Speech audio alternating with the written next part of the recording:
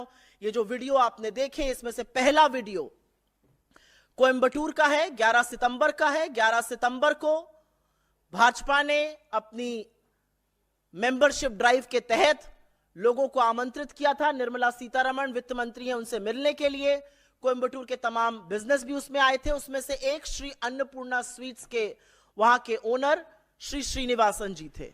उन्होंने खड़े होकर अपनी व्यथा बताई। उन्होंने कहा कि मेरी एक मिठाई की दुकान है, वहां पर मीठे पर 5%, नमकीन पर 12%, प्लेन बन पर 0 और अगर क्रीम लगा तो उस बन पर 18% जीएसटी लगता है।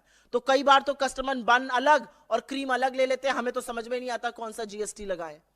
और उन्होंने यह भी कहा कि इतने जटिल के जीएसटी के चलते हमारा कंप्यूटर भी फंस जाता है, इनपुट टैक्स क्रेडिट करने वाले इनकम टैक्स ऑफिशियल्स को भी नहीं समझ में आता है, तो जीएसटी की रेट को थोड़ा सरल कर दीजिए। ये एक छोटे मध्यम लघु उद्योगपति हैं और वो ये बात ये व्यथा अपनी इस देश के वित्त मंत्री के सामने कह रहे थे। वित्त मंत्री ऐसा प्रतीत हुआ वहां पर कि उनको कोई इससे आपत्ति नहीं थी, उन्होंने कुछ हंसी मजाक भी किया, लेकिन 24 घंटे के अंदर उनको अलग से बुलाया जाता है श्री अन्नपूर्णा जी के मालिक को और उनसे माफी मंगवाई जाती है। चोरी से पीछे से उनका वीडियो रिकॉर्ड होता है। मुझे नहीं पता उनका कंसेंट, उनकी सहमति भी इसमें थी कि नहीं थी। उनका वीडियो रिकॉर्ड किया गया और उस वीडियो को बीजेपी की तमिलनाडु इकाई ने अपने ऑफिशियल हैंडल्स पर डाला। इसका क्या मतलब है?